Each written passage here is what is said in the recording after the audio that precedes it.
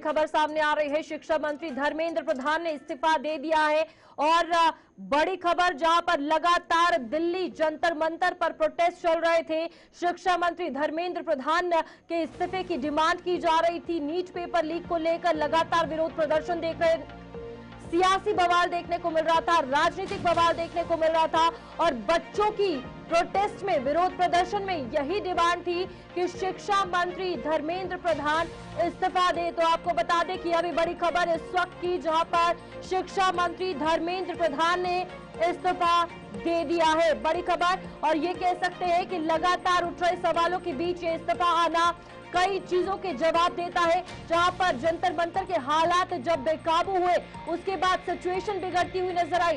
एक के बाद एक जवाब, चाहे केंद्र सरकार की बात करें, चाहे प्रधानमंत्री नरेंद्र मोदी की बात की जाए, तमाम वीडियोस जारी किए गए। इस बीच एक बड़ा बयान भी जो है वो देते हुए नजर आ रहे हैं और ये कह रहे हैं कि 10 दिन से उनका मन बहुत दुखी था, क्योंकि जो हालात देश में बनते हुए नजर आए, देश विरोधी ताकतें फायदा ना उठाए इन तमाम चीजों का, ये धर्मेंद्र प्रधान कहते हुए नजर आ रहे हैं। एजुकेशन मिनिस्टर धर्मेंद्र प्रधान का इस्तीफा कहीं ना कहीं लगातार एक बड़ी डिमांड बना हुआ था। बच्चे कहीं ना कहीं बवाल उठा रहे थे।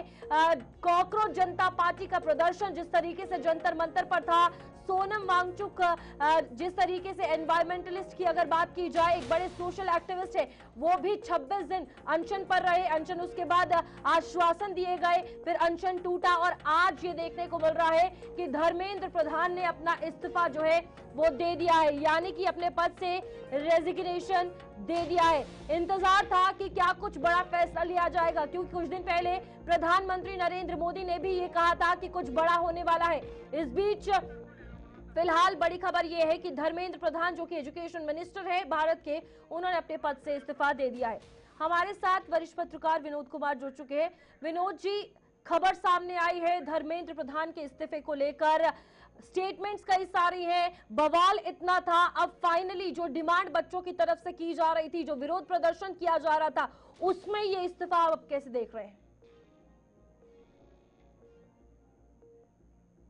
विनोद जी, आप तक सवाल पहुंच पा रहा है? विनोद जी, कैसे देख रहे हैं? लगातार विरोध हो रहा था, देश में हालात बिगड़ते हुए नजर आ रहे थे, बच्चे सड़कों पर थे, जंतर मंतर की जो कंडीशन थी, उसके बाद ये फैसला आना, क्योंकि कहीं ना कहीं प्रधानमंत्री नरेंद्र मोदी ने भी कहा था कुछ बड़ा होने वाला है। क्या हम यही माने कि ये वो बड़ा कदम था?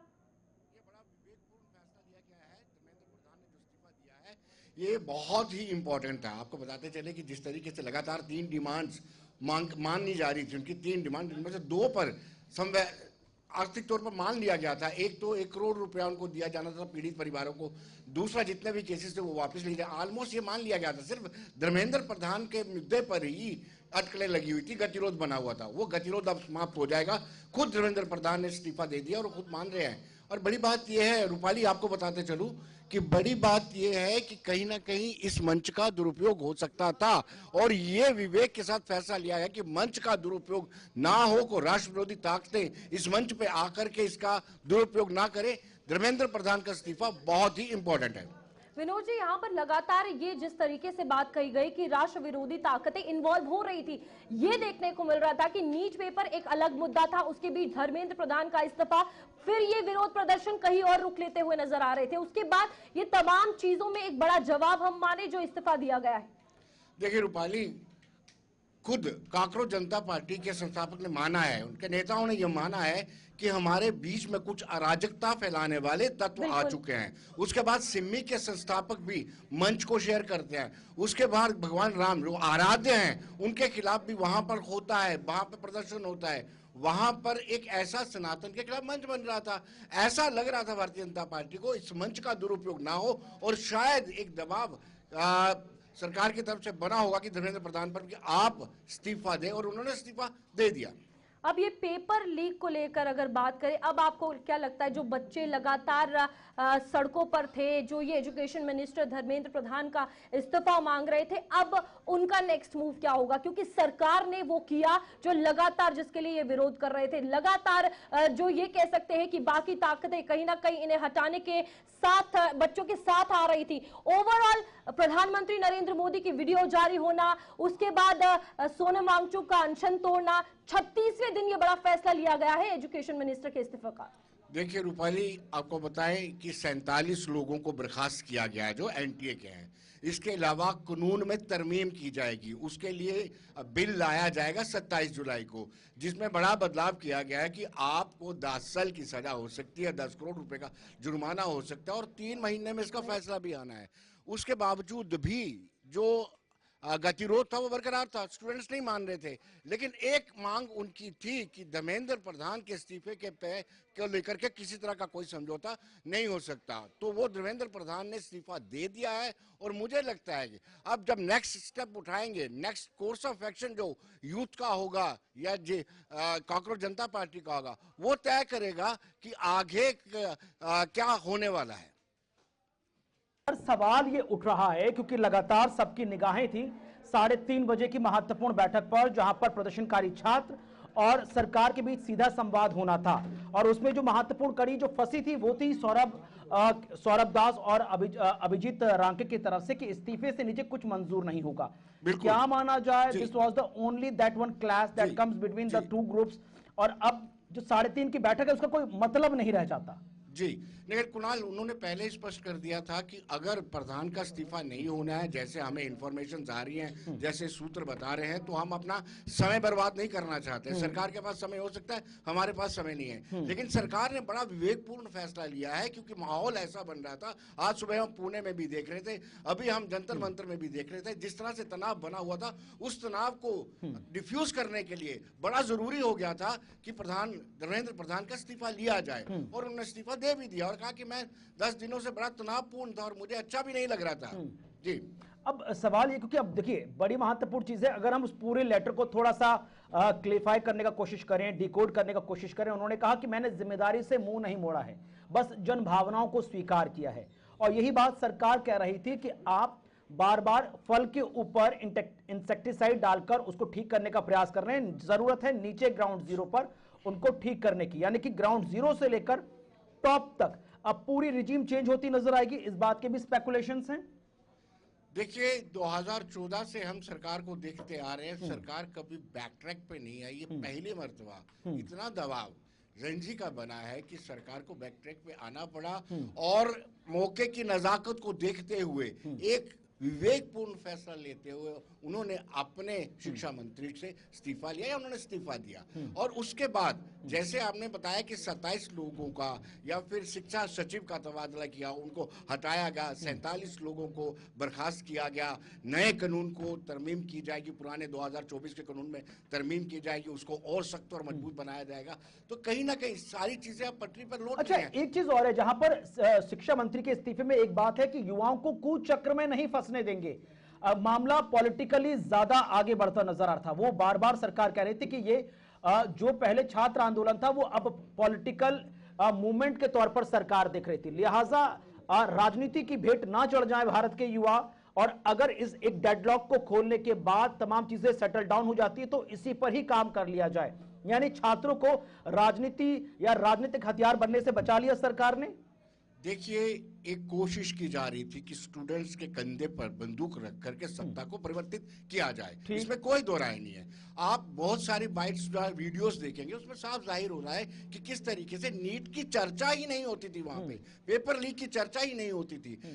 चर्चा होती थी सरकार की कार्यप्रणाली पर, चर्चा होती थी सनातन की, चर्चा होती थी कि किस तरीके से सरकार को गिराया जाए, किस तरीके से इसको नेपाल और बांग्लादेश बनाया जाए। तो ये सोच बड़ी गहरी होती जा रही थी।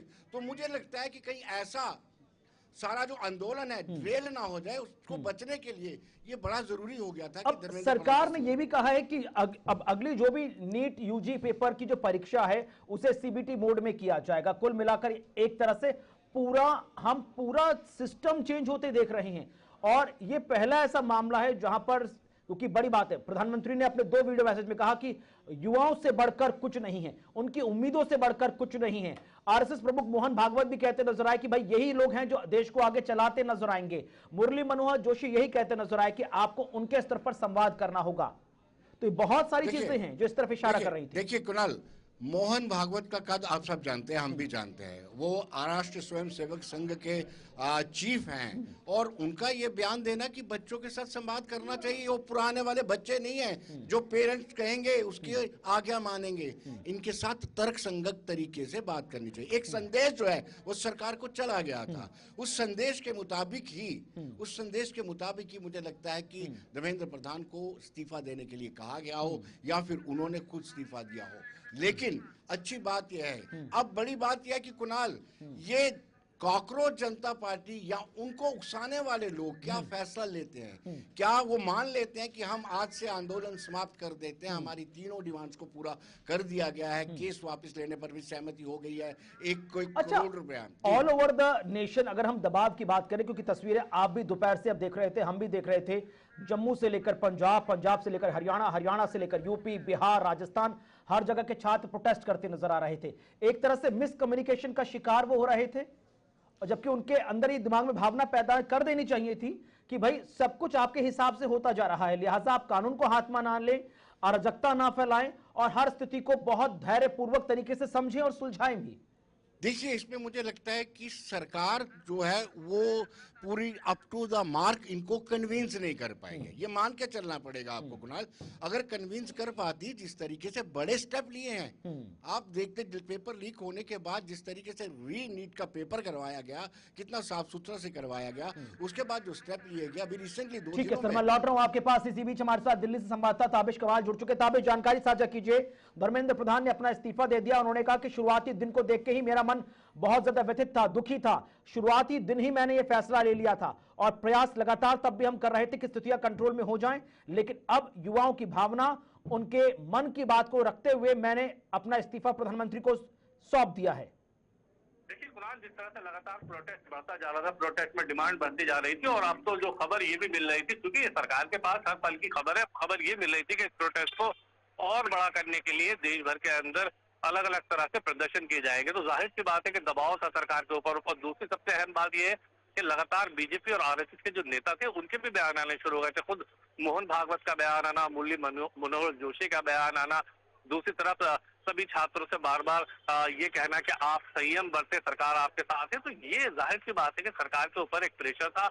हालांकि आज भी परिस्थितियां वही है। दिल्ली पुलिस की तरफ से थोड़ी देर पहले प्रेस कॉन्फ्रेंस की गई और ये भी कहा गया कि आपके प्रोटेस्ट के साथ दिल्ली पुलिस हमेशा खड़ी थी, लेकिन कुछ अराजक तत्व वहां मौजूद थे, अराजक तत्व वहां पहुंच गए थे और प्रोटेस्ट को खराब करने की कोशिश की जा रही थी।